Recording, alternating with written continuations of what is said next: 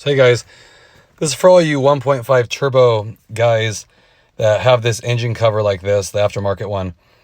Just a little tip, and one of my subscribers mentioned this.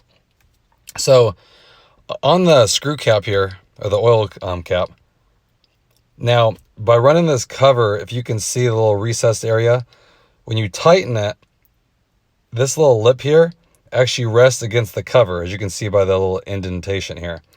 So a couple people were actually telling me that if you just tighten it like you normally would, like that, oil can actually squirt out of there because you have a little piece of plastic that's in between it. So just a little tip that if you're running this cover, you make sure when you tighten it, you give it a nice snug at the end, probably more than you'd normally do, because normally this would seat against the start of the oil filler, the neck.